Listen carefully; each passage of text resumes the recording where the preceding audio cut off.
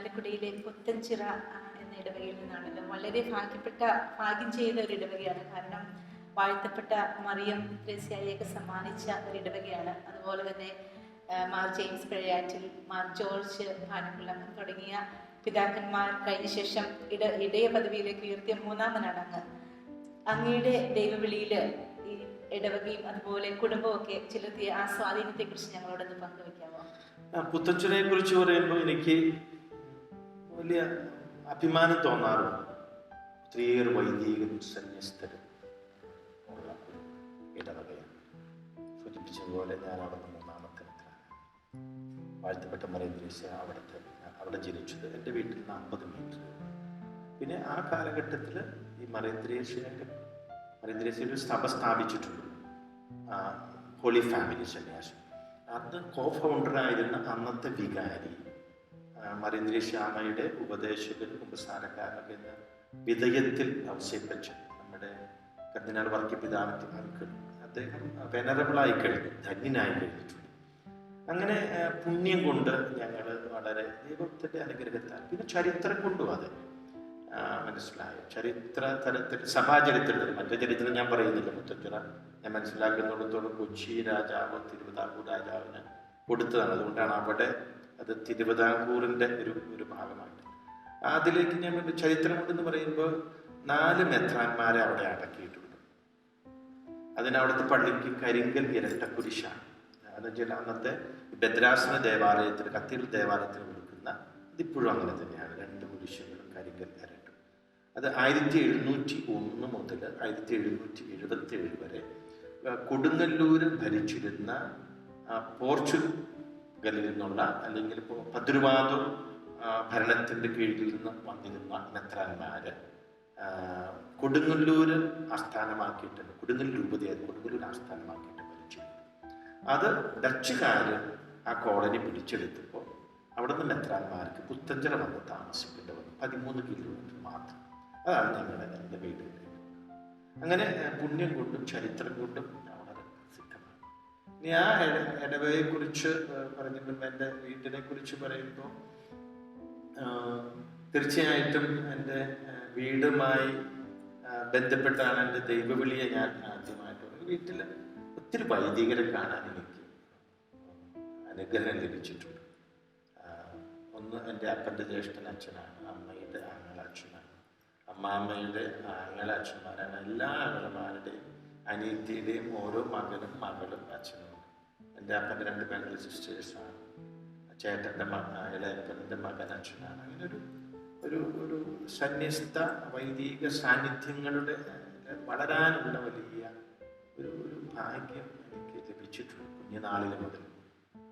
അതിനുശേഷം ഞാൻ ചിലപ്പോൾ പറയും, കുറേ വിശുദ്ധരായിട്ടുള്ള വൈദിക സന്യസ്തരുടെ സാന്നിധ്യത്തിൽ ജീവിക്കാൻ സാധിച്ചു എന്നുള്ളതാണ് എനിക്ക് കിട്ടിയ വലിയ എൻ്റെ പൗരോഹിത്യത്തിൻ്റെ ബലവും എൻ്റെ പൗരോഹിത്യ ശുശ്രൂഷകളുടെ ബലം. അത് വീട്ടിൽ മാത്രമല്ല, ഞങ്ങളുടെ പള്ളിയിലെ വികാരിയച്ഛന്മാർ തുടങ്ങി ഞാൻ ശുശ്രൂഷ ചെയ്തിരുന്ന കാലഘട്ടങ്ങളിൽ, പഠിച്ചിരുന്ന കാലഘട്ടങ്ങളിൽ വിശുദ്ധരായിട്ടുള്ള ഒത്തിരി വൈദികരുമായിട്ടുള്ള സൗഹൃദവും എനിക്ക്, ഒത്തിരി വൈദികർ എൻ്റെ ഡോക്ടർമാരായിരുന്നവരെയും എൻ്റെ പരിശീലകരായിരുന്നു ഒക്കെ ഞാൻ ഓർക്കുന്നുണ്ട്. അപ്പോൾ അവരൊക്കെ എന്നെ സ്വാധീനിച്ചിട്ടുണ്ട്. അതിലുപരിയായിട്ട് എൻ്റെ അച്ഛന്മാരുടെ സാന്നിധ്യം, എൻ്റെ അപ്പനും അമ്മയും എനിക്ക് തോന്നുന്നു അയർലൻഡിൽ വന്നപ്പോൾ തന്നെ എന്നോട് ചേച്ചി ചോദിച്ചു, കാറ്റഗിസം ടീച്ചർ എന്നോട് ചോദിച്ചു, ഞാൻ പേര് ഓർക്കുന്നില്ല, ആ ടീച്ചർ ചോദിച്ചു, പിതാവിന് എന്ത്, അയർലൻഡിൽ ഇവിടുത്തെ സീറോ മലബാർ സഭയിൽ അംഗങ്ങൾക്ക് ഇവിടുത്തെ സഭയിൽ നിന്ന് തന്നെ, ഇവിടുത്തെ സീറോ മലബാർ സഭ മക്കളിൽ നിന്ന് തന്നെ അച്ഛന്മാരും കന്യാസ്ത്രീകളും ഉണ്ടാകട്ടെ. അതിന് പിതാവിന് എന്ത് ചെയ്യാൻ സാധിക്കില്ല, എനിക്കൊന്നും ചെയ്യാൻ സാധിക്കില്ല. പക്ഷെ ഞാൻ ഒരു കാര്യം നിങ്ങളോട് പറയും, ഇനി ഞാൻ അച്ഛനായി, അതിനുശേഷം എത്രാനായി, ഇതൊക്കെ ഒരു ദൈവത്തിൻ്റെ പദ്ധതിയിൽ, പക്ഷെ അച്ഛനാകാനൊരു പ്രധാനപ്പെട്ട കാര്യം, എനിക്ക് എൻ്റെ വീട്ടിൽ പള്ളിയോട് ചേർന്ന് നിൽക്കുന്ന ഒരു അപ്പനെയും, പള്ളിയിൽ എന്നും പാട്ട് പാടുന്നതായിട്ട് ഒരുവിധം പള്ളിയിൽ ഇങ്ങനെ മൈക്കിൽ പിടിച്ചൊന്ന് പാട്ട് പാടിയപ്പോൾ നന്നായിട്ട് പാട്ട് പാടുന്ന, മാതൃസംഘത്തിൻ്റെ റിപ്പോർട്ട് വായിക്കുന്ന പിന്നെ പിന്നെന്താ പറയുക, എന്നും മുട്ടുകുത്തി എന്നും കരഞ്ഞ് പ്രാർത്ഥിക്കുന്ന, പിന്നെ പള്ളിയിലെ വികാരിച്ചന്മാർക്ക് ഭക്ഷണം ഉണ്ടാക്കി, നല്ല ഭക്ഷണം ഉണ്ടാക്കിയാൽ അത് കൊടുത്തു വിടുന്ന ഒരമ്മയെ ഒക്കെ കാണാനായിട്ട് സാധിച്ചു എന്നുള്ളതാണ്. എന്നിട്ട് ഞാൻ അവരോട് പറഞ്ഞു, ഇങ്ങനെ ഉള്ള ഭാഗ്യം നിങ്ങളുടെ മക്കൾക്ക് ലഭിക്കട്ടെ എന്ന് പറയാം. അത് എനിക്ക് എനിക്ക് ഇന്നും തോന്നുന്നൊരു കാര്യമാണ്. ഞങ്ങളൊരു മിഡിൽ ക്ലാസ് ഫാമിലിയാണ്. പക്ഷെ ഇതൊക്കെ എനിക്ക് കാണും. പള്ളിയുടെ തൊട്ടടുത്താണ്. ഇപ്പോഴത്തെ അവിടുത്തെ പള്ളിയിൽ ഈ പറഞ്ഞ 1701 മുതൽ 1777 വരെ താമസിച്ചിരുന്ന 4 മെത്രാന്മാരെ അവിടെ അടക്കിയിരിക്കണം. അവരുടെ സ്മരണയ്ക്കായിട്ട് പണിത പള്ളിക്കെട്ടിലും പണിതത് എൻ്റെ അപ്പൻ കൈക്കാരനായിരിക്കും. 31-32 വയസ്സ് കൈക്കാരനായിരിക്കും. അന്ന് അപ്പന് ഒരു മോതിരം അന്നത്തെ ആലപ്പാട്ട് മെത്രാനായിരുന്നു. അപ്പം അതൊക്കെ വാസ്തവത്തിൽ എന്നെ തീർച്ചയായിട്ടും സ്വാധീനിച്ചിട്ടുണ്ട്. ഇപ്പം ഈ അച്ഛന്മാരും പിന്നെ ഉള്ളത് ഇടവകയിൽ തീർച്ചയായിട്ടും എൻ്റെ വീടിന് എതിർവശത്താണ് മറിയം ത്രേസ്യ പണിത ആദ്യത്തെ സ്കൂള്, ആദ്യത്തെ മഠം മറിയം ത്രേസ്യ. നേരെ ഓപ്പോസിറ്റാണ്. അപ്പോൾ അവിടുത്തെ സിസ്റ്റേഴ്സ്, പ്രത്യേകിച്ച് ഹോളി ഫാമിലി സന്യാസ സഭയിലെ സിസ്റ്റേഴ്സാണ്. കുഞ്ഞുനാളിൽ മുതൽ അവരെ കണ്ടാണ്. അവരെന്നെ പാട്ട് പഠിപ്പിച്ചു, അവരെന്നെ പ്രസംഗം പറയാൻ കൊണ്ടുപോയി, ഇങ്ങനെ പ്രകട പ്രസംഗത്തിന് പഠിപ്പിച്ചത് കൊണ്ടുപോകുന്നു. ഇതൊക്കെ എന്നെ ഞാനിന്ന് ഇത്തിരി പാടുന്നുണ്ടെങ്കിൽ, ഇത്തിരി 2 വാക്കൊക്കെ പറയുന്നുണ്ടെങ്കിൽ അവരുടെ പിന്നെ പള്ളിയിൽ തീർച്ചയായിട്ടും എനിക്ക് എൻ്റെ പള്ളിയെ മറക്കാൻ പറ്റില്ല. ഞാൻ അവിടെ ഓൾട്ടർ ബോയ് ആയിരുന്നു, എൻ്റെ ചേട്ടന്മാരെ പോലെ തന്നെ. കാലാകാലം പിന്നെ പാട്ട് പാടുന്നു. ഹാർമോണിയം ഞാൻ 12 വയസ്സിൽ പഠിച്ചതാണ്. അന്ന് മുതൽ പള്ളിയിൽ പാട്ട് പാടുക, കുർബാന കൂടുക 10ാം ക്ലാസ് വരെ ചെയ്തിട്ടുണ്ട്. അന്നത്തെ അച്ഛന്മാരൊക്കെ വളരെ സ്വാധീനിച്ചിട്ടുണ്ട്.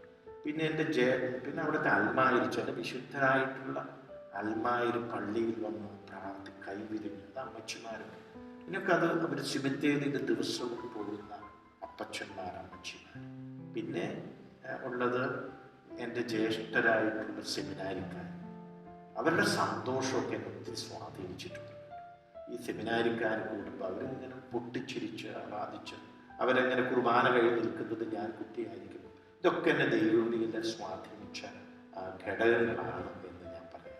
മനസ്സിലായപോലെ പുത്തൻചിറയിൽ എൻ്റെ വീടും, പിന്നെ എൻ്റെ സഹോദരന്മാരുമായിട്ടുള്ള ബന്ധങ്ങളും, എൻ്റെ ജ്യേഷ്ഠന്മാരുടെയും പെങ്ങന്മാരുടെയും മക്കളും തമ്മിലുള്ള ഇപ്പോഴും എൻ്റെ ഏർപ്പെട്ട ശുശ്രൂഷ ഞാൻ ചെയ്യുമ്പോഴും അവരുമായിട്ടുള്ള ഒരു നല്ല ബന്ധം, സ്നേഹത്തിൻ്റെ ഒരു ബന്ധം, അത് എന്നെ ഒത്തിരി ശക്തിപ്പെടുത്തുന്നു. അവരുടെ പ്രാർത്ഥന. പിതാവ്, അതുപോലെ തന്നെ എല്ലാ വൈദികരുടെ ജീവിതത്തിലും ഏതെങ്കിലും ഒരു വിശുദ്ധന്റെ സ്വാധീനം വളരെ വലുതാണ്. അങ്ങനെ പിതാവിൻ്റെ ജീവിതത്തിൽ സ്വാധീനിച്ച ഏതെങ്കിലും വിശുദ്ധരെ കുറിച്ച് പിതാവ് പങ്കുവയ്ക്കാമോ? ഞാനത് പറയാൻ എനിക്ക് തോന്നുന്നത്, എനിക്ക് കുട്ടിയായിട്ട് പഠിക്കുമ്പോഴൊന്നും അങ്ങനെ സെമിനാരിൽ വന്നിട്ട് എനിക്ക് ഏറ്റവും ഇഷ്ടപ്പെട്ട ഒരു ധ്യാനം നടത്തിയ ഈമാതച്ചൻ ശ്രീമാൻ, അതിൽ കൊച്ചു ത്രേസ്യ പുണ്യാളത്തിയാണ്. അന്ന് മുതൽ എനിക്ക് ഈ കൊച്ചു ത്രേസ്യ ഭയങ്കര ഇഷ്ടമാണ്. അത് ഞാൻ അവിടെ പോയി കണ്ടിട്ടുണ്ട്, ലിശ്വയിൽ പോയിട്ടുണ്ട്. ആ പടങ്ങൾ ഞാൻ പഠിക്കുന്ന കാലത്ത് റൂമിൽ അവിടെ പോയി വന്നിട്ട് ആ പടങ്ങൾ കുറേ പേർക്ക് അയച്ചു കൊടുത്തിട്ടുണ്ട്. ആ മുടി കെട്ടിയുള്ള കൊച്ചു ലിശ്വ 24 വയസ്സ് വരുന്നത്. ഇതൊരു നമുക്ക് ആ വിശുദ്ധിയോട് എന്നുവെച്ചാൽ കൊച്ചു ത്രേസ്യ കാണിച്ചു തരുന്ന വിശുദ്ധിയെ കുറിച്ചുള്ള ആ സങ്കല്പത്തോട്, ഇപ്പം ഞാൻ നേരത്തെ പറഞ്ഞു ഫ്രാൻസിസ് പാപ്പ ഈ ഗൗദേത്തെ എക്സുൽട്ടാത്തിൽ കാണിക്കുന്ന വിശുദ്ധിയുടെ ഒരു മോഡുണ്ട്. അതോട് നമുക്ക് പെട്ടെന്നൊരു കൗതുകവും ഒരു താല്പര്യം കിട്ടും. അതെന്നെ ഒത്തിരി ആകർഷിച്ചിട്ടുണ്ട്. എനിക്ക് ജോൺ പോൾ രണ്ടാമത്തെ ഭയങ്കര ഒരു ആരാധന, അല്ലെങ്കിൽ ആരാധന എന്ന് പറയാൻ പാടില്ല, ഭയങ്കര ഒരു കൗതുകമാണ്. ശരിക്കും ഫുള്ളി ഹ്യൂമൻ, ഫുള്ളി ഡിവൈൻ ആയിട്ടുള്ള ഒരു വ്യക്തിത്വമായിരുന്നു. അതുപോലെ തന്നെ മദർ തെരേസയും തൊട്ട് ഇങ്ങനെ അനുഭവിക്കാൻ എന്നെ സ്പർശിച്ചിട്ടുണ്ട്. ഞാൻ അങ്ങനെ 2 വിശുദ്ധരെ ഇങ്ങനെ നമ്മളെ സ്പർശിച്ചവർ, അങ്ങനെ അവരെ കുറിച്ച് പോലെ പോൾ ആറവൻ, ഇപ്പം ജോൺ 23 ഇവരൊക്കെ ഇപ്പം എന്നെ ഇത്തിരി സ്വാധീനിക്കുന്നു. ദൈവത്തെ സ്നേഹിക്കുന്നവർക്ക് എല്ലാം നന്മയ്ക്കായി എന്ന മനോഹരമായ ആ തിരുവചനമാണല്ലോ അങ്ങ് ആപ്തവാക്യമായിട്ട് സ്വീകരിച്ചിരിക്കുന്നത്. അതിന് അങ്ങയുടെ ജീവിതവുമായിട്ട് ഒത്തിരി ബന്ധപ്പെട്ടിരിക്കുന്നതെന്ന് ഞങ്ങൾക്കറിയാം. അതിനെക്കുറിച്ച് പിതാവിന് പങ്കുവയ്ക്കാമോ? വടവാതൂർ സെമിനാരിയിൽ ഞാൻ ദൈവശാസ്ത്രത്തിന് ചെല്ലാനായിട്ട് ഉടുപ്പ് ഇടുന്ന ദിവസം, ഉടുപ്പിട്ട് കഴിയുന്ന ഞാൻ പുറത്ത് വരുമ്പോൾ എൻ്റെ അപ്പൻ എന്നോട് പറയുന്നത്, എൻ്റെ പെങ്ങൾ 36 വയസ്സാണ്. ആ പെങ്ങളുമായിട്ട് മേരി എന്ന് പറയും, അവിടെ പോത്തുശ്ശേരിയിലേക്ക് കല്യാണം കഴിച്ചു കൊടുത്ത് ടീച്ചറാണ്. അപ്പോൾ ചേച്ചിയുമായിട്ട് ബന്ധം എന്ന് വെച്ചാൽ, ഞാൻ 5ാം ക്ലാസ്സിൽ പഠിക്കുന്നു, ചേച്ചി തൊട്ടപ്പുറത്ത് 5ാം ക്ലാസ്സിൽ പഠിപ്പിക്കുന്നു, ഞാൻ പഠിപ്പിക്കുന്നു. ചേച്ചി ബോർഡിങ്ങിന് നിൽക്കുന്നു. അപ്പം ഞാൻ ചേച്ചിക്ക് സാരിയൊക്കെ തേച്ച് വീട്ടിൽ നിന്ന് കൊണ്ടുവരും. ഭയങ്കര ഒരു അടുപ്പമുണ്ടായിരുന്നു മറ്റുള്ള പെങ്ങന്മാരെക്കാൾ വ്യത്യസ്തം. ഈ പെങ്ങൾക്ക് ക്യാൻസർ ആണെന്ന് അന്ന് അറിയുകയാണ്. പിറ്റേ ദിവസം അന്ന് രാത്രി പെങ്ങൾ വെല്ലൂർ ആശുപത്രി, കേരളത്തിലെ പല ആശുപത്രികളിലും കൊണ്ടുപോയിരുന്നു. അവസാനം അന്ന് കൂത്താട്ടുകുളത്ത് ഫിലിപ്പ് അഗസ്റ്റിനാണ് പറയുന്നത്. എന്നിട്ട് വെല്ലൂർ ആശുപത്രി കൊണ്ട് പിറ്റേ ദിവസം ഞാൻ ചേച്ചിക്ക് ബ്ലഡ് കൊടുക്കാൻ പോകും. വയറ് ഇതിന് വേണ്ടിയിട്ട് ഓപ്പറേഷൻ വേണ്ടി തുറക്കുന്നു, ഒന്നും ചെയ്യാനില്ലെന്ന് പറഞ്ഞിട്ട് അടയ്ക്കുന്നു, തിരിച്ചു കൊണ്ടുപോകുന്നു. സെപ്റ്റംബർ 28 ചേച്ചി മരിക്കുക. ചേച്ചി മരിച്ചു കഴിഞ്ഞപ്പോൾ ഞാനന്ന് ഫസ്റ്റ് ഇയർ തിയോളജി. എനിക്ക് മുന്നോട്ട് പോകാൻ എല്ലാം ശക്തി നഷ്ടപ്പെട്ടു. ജീവിതത്തിന് എന്താ വില എന്നുള്ളൊരു ചോദ്യങ്ങളൊക്കെ എൻ്റെ മനസ്സിൽ വന്നു. പിന്നെ പ്രിയപ്പെട്ട മരിക്കുമ്പോൾ ഭയങ്കര വിഷമം. ഇപ്പം ഞാൻ എൻ്റെ സ്പിരിച്വൽ ഫാദർ ആയിരുന്ന അന്നത്തെ മനസ്സിന് മാത്യു മംഗലിക്കലച്ചനും വിശുദ്ധനായ വ്യക്തി, അദ്ദേഹത്തോട് ഞാൻ വെച്ച് കാര്യം ചെയ്തു പറഞ്ഞു, എനിക്ക് സെമിനാരിൽ കണ്ടിന്യൂ ചെയ്യാൻ പറ്റുന്നില്ല, എനിക്ക് സാധിക്കുന്നില്ല, എനിക്ക് ക്ലാസ്സിൽ കോൺസെൻട്രേറ്റ് ചെയ്യാൻ പറ്റുന്നില്ല, so I want to leave എന്ന് പറയുകയാണ്. അപ്പം എൻ്റെ കുമ്പസാരക്കാരനായിരുന്നു അദ്ദേഹം, എൻ്റെ 4 വർഷം എൻ്റെ സ്പിരിച്വൽ ഫാദറായിരുന്നു. അദ്ദേഹം പറഞ്ഞു, ശമാശം പോയി പ്രാർത്ഥിക്കും, ബൈബിള് വായിച്ച് പ്രാർത്ഥിക്കും. ഞാൻ മുറി ചെന്നു ബൈബിള് തുറന്നു പ്രാർത്ഥിക്കും. അപ്പം എനിക്ക് കിട്ടിയ തിരുവചനമാണ് റോമ 8:28. ദൈവത്തെ സ്നേഹിക്കുന്നവർക്ക്, ദൈവം അവിടുത്തെ പദ്ധതി അനുസരിച്ച് വിളിക്കപ്പെട്ടവർക്ക് അവിടുന്ന് എല്ലാം നന്മയ്ക്കായി ക്രമീകരിക്കും. അതിനുശേഷം ഇന്ന് വരെ അന്ന് അത് പ്രാർത്ഥിച്ച് കിട്ടിയൊരു ബലം, ഞാനതുകൊണ്ട് ഈ ദൈവവചനത്തിലുള്ള കരുത്ത്, അത് എബ്രായർക്കെഴുതിയ ലേഖനത്തിലെ ആ വാക്യങ്ങൾ 4:12 ദൈവവചനത്തിൻ്റെ ശക്തിയെക്കുറിച്ച് പറയും. അതിനെക്കുറിച്ച് നല്ല ബോധ്യമുണ്ട് ഇന്ന് വരെയുള്ള. അതിനുശേഷം എൻ്റെ വീടുമായി ബന്ധപ്പെട്ട് ഒത്തിരി വിഷമങ്ങൾ എനിക്ക് ഉണ്ടായിട്ടുണ്ട്, അസുഖങ്ങൾ, അമ്മയുടെ അങ്ങനെ വ്യത്യസ്ത രോഗങ്ങൾ, മരണങ്ങൾ, പിന്നെ എൻ്റെ ശുശ്രൂഷ സംബന്ധിയായിട്ടുള്ള കാര്യങ്ങളൊക്കെ വരുമ്പോൾ ഈ തിരുവചനം എന്നെ ശക്തിപ്പെടുത്തിയിട്ടുണ്ട്, തീരുമാനങ്ങൾ എടുക്കുന്നതിൽ സ്വാധീനിച്ചിട്ടുണ്ട്. എൻ്റെ മുന്നേക്കുള്ള വഴിക്ക് ഒരു ക്ലാരിറ്റി, എങ്ങനെ പോകണമെന്ന് എനിക്ക് ദർശനം തന്നു. അത് തന്നെയാണ് ഞാൻ എത്രാനാകുന്നതിന് പിന്നിലുള്ള ദൈവവചനം. അതുകൊണ്ട് തന്നെയാണ് ഞാൻ ആ ആപ്തവാക്യം എടുത്തത്. പിതാവേ, അതുപോലെ തന്നെ യൂറോപ്പിലെ ഈ സീറോ മലബാർ സഭയ്ക്ക് വേണ്ടി അങ്ങ് വിഭാവനം ചെയ്യുന്ന പദ്ധതികൾ എന്തെല്ലാമാണെന്നും ഞങ്ങളോടൊന്ന് പങ്കുവയ്ക്കാമോ? ആദ്യമായിട്ട് എനിക്ക് ഒന്ന് ജനങ്ങളുടെ കണക്കെടുക്കും, അത് റൂമിന് സമർപ്പിക്കും.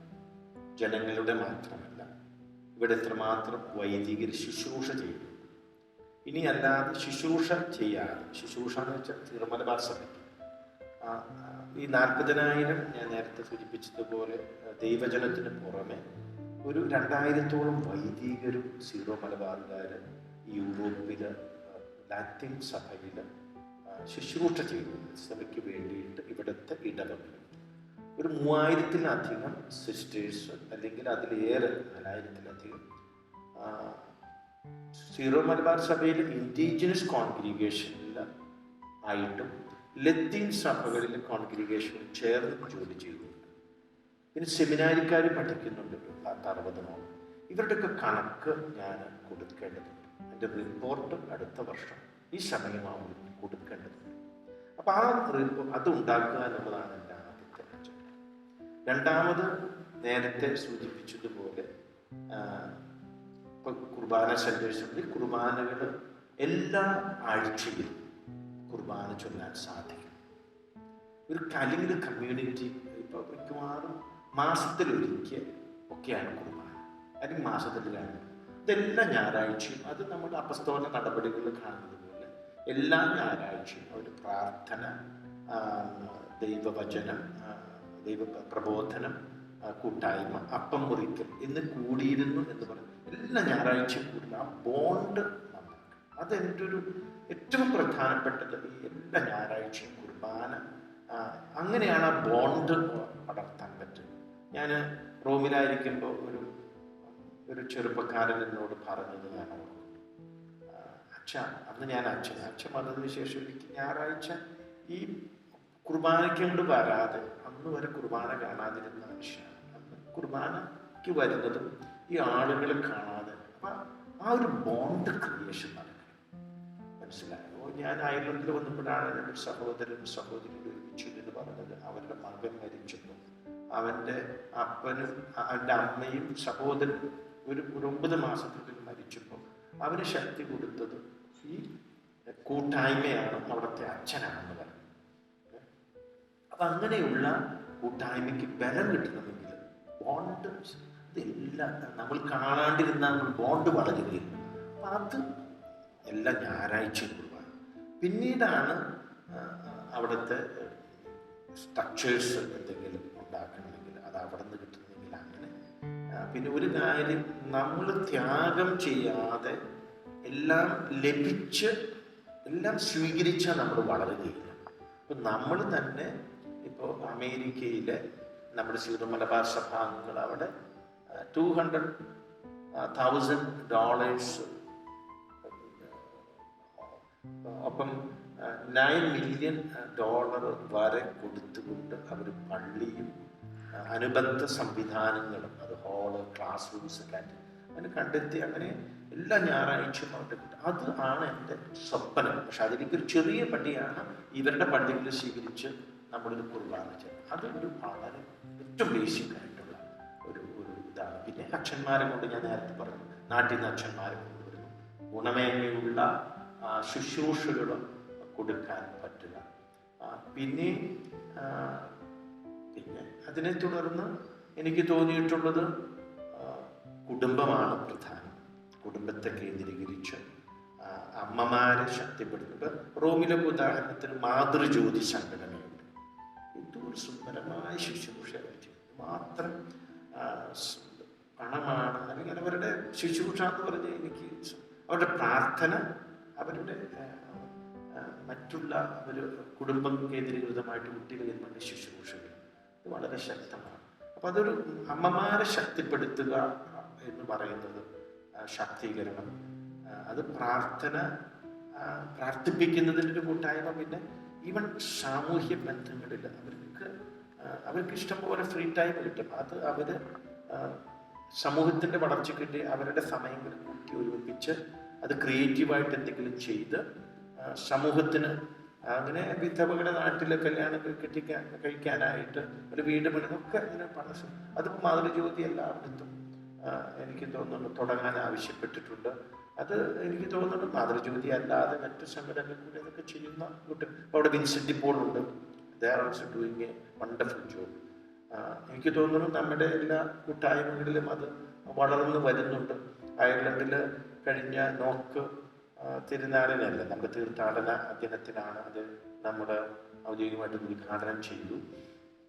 അത് ഒരു പ്രധാനപ്പെട്ട യൂത്തിന് നമ്മുടെ ഒപ്പം നിർത്തിയില്ലെങ്കിൽ, നമ്മുടെ കുഞ്ഞു മക്കളെ ഒപ്പം നിർത്തിയില്ലെങ്കിൽ നമുക്ക് നടക്കില്ല. അപ്പോൾ അതിനെ നിർത്താനായിട്ട് ഞാൻ യൂത്തിനോട് ആഭിമുഖ്യമുള്ള അച്ഛന്മാരെയാണ്, കാരണം അവരാണ് സഭ. പാരന്റൽ ജനറേഷൻ ഇപ്പോഴും ഈ മലയാളത്തിൻ്റെ നന്മകളെ, അല്ലെങ്കിൽ മലയാളികളുടെ നന്മകളെ, അല്ലെങ്കിൽ കേരളീയ നന്മകളെ മാത്രം മനസ്സിൽ സൂക്ഷിച്ച് നടക്കുന്ന അവിടുത്തെ വാല്യൂ. പക്ഷെ അതല്ല, ഇവിടുത്തെ വാല്യൂവിൽ വളർന്നു വരുന്ന ഈ കുഞ്ഞുങ്ങളെ ഇവിടെ ഭാവിയിൽ പിടിച്ചു നിർത്താൻ സാധിച്ചാലേ നമുക്ക് ഇവിടെ ഭാവിയുള്ളൂ. അപ്പം യുവാക്കളെ സഭയോട്, അൾത്താരയോട് ചേർത്ത് നിർത്താനായിട്ടുള്ള ഒത്തിരി പരിശ്രമങ്ങളുടെ ഭാഗമായിട്ട് ചെറുപ്പക്കാരായിട്ടുള്ള അച്ഛന്മാരെ നമ്മൾ കൊണ്ടുവരുന്നുണ്ട്. അതിപ്പോൾ ഞാൻ അച്ഛന്മാരുടെ പേരൊന്നും പറയുന്നു, പക്ഷെ അതറിയാൻ മതി ഗുണമേന്മയുള്ള അവരെ അടുത്ത് ഞാൻ പറയുന്നത് എവഞ്ചലൈസേഷൻ ബൈ അട്രാക്ഷൻ. ഈ 50-55 വയസ്സൊക്കെ കഴിയുമ്പോൾ പിന്നെ അട്രാക്ഷൻ കുറയും. മനസ്സിലായ? കർത്താവ് തന്നെ ഞാൻ ഇപ്പോഴും ചിന്തിക്കുകയാണ്, why he took at the age of that time 33 വയസ്സ് 3-1 വിരിഞ്ഞിട്ടും ഒരു പുഷ്പം പോലും 3-1 വിരിയുമ്പോൾ അതിന് ഏറ്റവും ഭംഗിയാണ്. അപ്പോൾ ആ വിരിഞ്ഞിരിപ്പോൾ ഒരു ആകർഷണമുണ്ട്. അപ്പോൾ അത് പൗരോഹിത്യത്തിലെ കർത്താവ് പോലും താൻ ഉയർത്തപ്പെടുമ്പോൾ 66 കുറച്ചും കൂടി കുറഞ്ഞേനെ ആകർഷണം. പക്ഷെ ആ 33 വയസ്സ് അപ്പം അത് കണ്ട് ആ യുവാക്കളെ നമ്മൾ ആകർഷിച്ചെടുക്കാൻ പറ്റുന്ന അച്ഛന്മാരുടെ യുവാക്കളെ നമ്മൾ അപ്പം അങ്ങനെ കുട്ടികൾക്ക്, കുഞ്ഞുങ്ങൾക്ക്, യുവാക്കൾക്ക്, അമ്മമാര്, കുടുംബം, അപ്പന്മാരെ വിടുന്നില്ല കേട്ടോ, വിൻസെൻ്റ് ഒരു സാമൂഹ്യ ആഭിമുഖ്യമുള്ള അപ്പന്മാര്, പള്ളിയോട് ചേർന്നത്, അങ്ങനെ വ്യത്യസ്ത മേഖലകൾ. പിന്നെ വരുന്നൊരു ജനറേഷനാണ് പഠിക്കാൻ വരുന്ന കുട്ടികളുണ്ട്, യൂണിവേഴ്സിറ്റി സ്റ്റുഡൻസ്. അവരെ നമ്മൾ ഫോക്കസ് ചെയ്യുന്നുണ്ട്. ഇപ്പം നമ്മളവിടെ ഒരച്ഛനെ നമ്മൾ സ്ഥിരമായിട്ട് നമ്മൾ വിടുന്നുണ്ട്. നമ്മളിപ്പോൾ ബുൾഗേറിയ, ജോർജിയ, പ്രത്യേകിച്ച് ഈസ്റ്റ് ബ്ലോക്കിലുള്ള കൺട്രീസിൽ നമ്മൾ അങ്ങനെ വിടുന്നുണ്ട്. മെഡിക്കൽ സ്റ്റുഡൻസ് അവിടെ വരുന്നത്, അവരെ നമ്മൾ പിതാവേ, നമ്മളുടെ സംഭാഷണത്തിൻ്റെ ഏറ്റവും അവസാന ഘട്ടത്തിലേക്ക് നമ്മൾ വരികയാണ്. ഈ നിമിഷത്തിൽ യൂറോപ്പിലും അമേരിക്കയിലൊക്കെ ആയിട്ട് ജീവിക്കുന്ന പ്രവാസികളായ മലയാളി സമൂഹത്തോട് അങ്ങേക്ക് എന്ത് സന്ദേശമാണ് പറയാനുള്ളത്? ഞാൻ ഈ പ്രവാസി എന്ന് പറയുമ്പോൾ തന്നെ പ്രവാസികൾക്കുള്ള സന്ദേശം ഞാൻ പലയിടത്തും ഞാൻ പറഞ്ഞിട്ടുള്ളൊരു സന്ദേശം തന്നെയാണ്. തിരുക്കുടുംബത്തിൻ്റെ അവർക്കൊരു പ്രവാസ ജീവിതം ഉണ്ടായിരുന്നു, ഈജിപ്തിലേക്കുള്ള പ്രവാസം അല്ലേ. അപ്പോൾ ആ തിരുക്കുടുംബത്തിൻ്റെ പ്രവാസം, ഈജിപ്തിലേക്കുള്ള പ്രവാസം, അത് ദൈവത്തിൻ്റെ പരിപാലനയിലും ദൈവീക ദൂതൻ്റെ കാവലിലുമാണ് സംഭവിച്ചത്.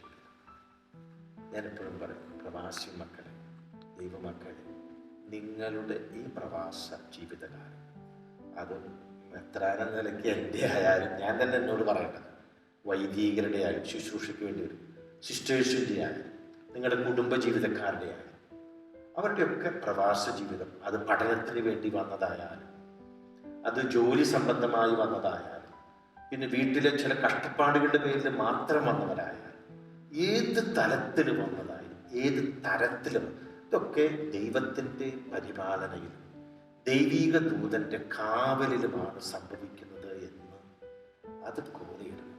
ഈ പ്രവാസികൾക്കുള്ളൊരു കത്തുണ്ട്, ജെറമിയ പ്രവാചകൻ. അതിൽ 29-ാം അധ്യായമാണ് കത്ത്. അതിൽ ജെറമിയ പ്രവാചകൻ പറയുന്നുണ്ട്, നിങ്ങൾക്ക് വേണ്ടി എനിക്കൊരു പദ്ധതിയുണ്ട്. നമ്മൾ കേട്ടിട്ടുള്ള വാക്കാണ്, അത് നാശത്തിനുള്ള പദ്ധതിയല്ല, ക്ഷേമത്തിനുള്ള പദ്ധതി. അത് ശുഭമായ ഭാവിയും പ്രതീക്ഷയും നൽകുന്ന പദ്ധതി. അത് പ്രവാസികൾക്ക് അവരുടെ മനസ്സിലുണ്ടാകട്ടെ. മക്കളെ അൾത്താരയോട് ചേർന്ന് നിൽക്കാൻ, ദൈവ വചനത്തോട് ചേർന്ന് നിൽക്കാൻ പറയുക. ഞാനെപ്പോഴും പ്രവാസികൾ ചിതറി, നമ്മൾ പട്ടത്തെ കുർബാനയിൽ പാടുന്നുണ്ട്, ചിതറിയൊരു ഇസ്രായേൽ ജനതയെ, ചിതറിയൊരു ഇസ്രായേൽ ജനതയെ നാഥൻ വീണ്ടും ചേർക്കുന്നു. ചിതറിക്കപ്പെട്ട ഇസ്രായേൽ ജനം, അവിടെയും പ്രവാസ ജീവിതം ഉണ്ടാകുന്നു. ഇസ്രായേൽ ജനത്തിന് അവരെ നന്നാക്കാൻ പ്രവാസ ജീവിതം കൊണ്ടുവന്ന് ബാബിലോൺ, അശ്ശൂരിയൻ, ഈജിപ്ഷ്യൻ, റോമൻ, ഈ പ്രവാസ ജീവിതകാലത്ത് അവരെ കൂട്ടിച്ചേർപ്പിച്ചത് നാഥനാണ്. ആ നാഥൻ തന്നെയാണ് സിറോ മലബാർ ഈ ചിതറിക്കിടക്കുന്ന വിശ്വാസികളെ ചേർക്കുക. ആ നാഥൻ കൂട്ടിച്ചേർക്കുന്നത് അൾത്താരയോട് ചേർത്തും ദൈവവചനത്തോട് ചേർത്തും. അത് നിങ്ങൾ സമയം കണ്ടെത്തണമെന്നാണ് ഞാൻ അവരോടൊക്കെ പറയാം. പിതാവേ, ഇത്രയും വർഷത്തെ യൂറോപ്യൻ ജീവിതത്തിനിടയിൽ മറക്കാനാവാത്ത എന്തെങ്കിലും അനുഭവങ്ങളുണ്ടോ? എൻ്റെ മെത്രാൻ പട്ടം കഴിഞ്ഞപ്പോൾ നാട്ടിൽ നിന്ന് എല്ലാവരും വന്നിരുന്നു, എൻ്റെ വീട്ടുകാർ, ചേട്ടന്മാർ. അത് കഴിഞ്ഞ് തിരിച്ചു പോയപ്പോൾ എൻ്റെ ഒരു ചേട്ടൻ എന്നെ വിളിച്ച് പറഞ്ഞു, പിതാവേ, ഇനി ജീവിതത്തിൽ എന്താ ഞങ്ങൾക്ക് കിട്ടാനുള്ളത്? അനുജൻ മെത്രാനായി, 2 ഞങ്ങൾക്ക് എല്ലാവർക്കും മാർപ്പാപ്പനെ കാണാൻ സാധിച്ചു. ഇനി വസ്തുത്തിൽ എൻ്റെ ജീവിതത്തിൽ ഒരു വലിയ നിമിഷമായിരുന്നു, വലിയ ഒരു സന്തോഷത്തിൻ്റെ. തീർച്ചയായിട്ടും എനിക്ക് എൻ്റെ പൗരോഹിത്യത്തിൻ്റെ ഒരിക്കലും മറക്കാൻ പറ്റില്ല. പക്ഷെ അത് തീർച്ചയായിട്ടും അവിസ്മരണ, പ്രത്യേകിച്ച് യൂറോപ്പിൻ്റെ ജീവിത കാലഘട്ടത്തിൽ അത് തന്നെയാണ് ഏറ്റവും അവിസ്മരണീയമായ സംഭവവും. എൻ്റെ ഓർമ്മകളിൽ അന്നത്തെ ആ ദിവസവും അതുണ്ടാക്കിയ എല്ലാവരെ കുറിച്ചുള്ള ഓർമ്മകളും, പിന്നെ എൻ്റെ വീട്ടുകാരോട് കൂടി അത് മാർപ്പാപ്പയെ പോയി കാണാനും മാർപ്പാപ്പയോടൊപ്പം ആയിരിക്കാനും. ഞാൻ 3 മാർപ്പാപ്പന്മാരെ, ജോൺ പോൾ രണ്ടാമൻ മാർപ്പാപ്പ, ബെനഡിക്റ്റ് പിതാവ്, പിന്നെ അവർ 2 പേരെയും കണ്ടിട്ടുണ്ട്. പക്ഷേ ഈ പാപ്പേനെ വളരെ കൂടെ കാണും. അതൊക്കെ ഒരു അനുഭവമല്ലേ ജീവിതത്തിൽ. പിതാവെ, ഇത്രയും നേരമുള്ള അങ്ങയോടുള്ള സംഭാഷണത്തിൽ നിന്നും ഞങ്ങൾക്ക് മനസ്സിലായി അങ്ങേക്ക് സംഗീതത്തോടുള്ള ആഭിമുഖ്യം. ഞങ്ങൾക്ക് വേണ്ടി അങ്ങേക്ക് ഏറ്റവും ഇഷ്ടമുള്ള അല്ലെങ്കിൽ ഹൃദയസ്പർശിയായ ഒരു 2 വരി പാട്ട് പാടാമോ? ഞാൻ പാടിയതും കൂടുതൽ വായിച്ചതുമായൊരു പാട്ടാണ് എൻ്റെ മനസ്സിൽ ഓർമ്മ വരുന്നത്. യേശുദേവ ശ്രീപാദം കൈവണങ്ങിടാം, രാജരാജ നിൻമുഖം തെളിഞ്ഞു കാണണം, നിൻ പ്രകാശരശ്മികൾ കഴുകുമെൻ്റെ കണ്ണുനീ. സ്നേഹമുള്ളവരെ, ഇത്രയും നേരം നിങ്ങൾ ശ്രവിക്കുകയായിരുന്നു, എൻ്റെ ശുശ്രൂഷയെക്കുറിച്ച് ശ്രവിക്കുകയായിരുന്നു. എൻ്റെ മേൽപ്പെട്ട ശുശ്രൂഷയ്ക്ക് വേണ്ടി നിങ്ങൾ പ്രാർത്ഥിക്കണം. അതാണ് എനിക്ക് പറയാനുള്ളത്. അത് ദൈവജനത്തിൻ്റെ നന്മയ്ക്കും ദൈവമഹത്വത്തിനും ആയിത്തീരാനായിട്ട് ഞാൻ നിങ്ങൾക്ക് വേണ്ടി എൻ്റെ പ്രാർത്ഥന ഞാൻ നിങ്ങൾക്ക് നൽകുന്നു. ഞാൻ എന്നും സന്ധ്യാപ്രാർത്ഥനയിൽ, റംഷാ പ്രാർത്ഥനയിൽ പ്രാർത്ഥിക്കുന്നൊരു പ്രാർത്ഥന, കർത്താവേ, നിന്റെ അജഗണത്തിൻ്റെ രക്തത്തിനായി ദാഹിക്കുന്ന ചെന്നായിക്കാൾ ഉപദ്രവിക്കാതെ തൊഴുത്തിൻമുറ്റത്ത് വസിക്കുന്ന ഉറങ്ങാത്ത കാവൽക്കാരനായിരിക്കണം. ആ പ്രാർത്ഥന എന്നും നിങ്ങൾക്ക് വേണ്ടി എൻ്റെ മനസ്സിൽ ഉണ്ടാകാറുണ്ട്. അഭിവന്ദ്യ സ്റ്റീഫൻ പിതാവെ, ഇത്രയും സമയം ഞങ്ങളോടൊപ്പമായിരിക്കുകയും പ്രത്യേകിച്ചും യൂറോപ്പിലെ സീറോ മലബാർ സഭയുടെ പ്രവർത്തനങ്ങളെക്കുറിച്ച് ഞങ്ങളോട് പങ്കുവെക്കുകയും അതുപോലെ തന്നെ അങ്ങയുടെ ശുശ്രൂഷ ദൗത്യത്തെക്കുറിച്ചെല്ലാം സംസാരിക്കുകയും ചെയ്ത അങ്ങേക്ക് ഞങ്ങളുടെ ഹൃദയപൂർവ്വമായ നന്ദി.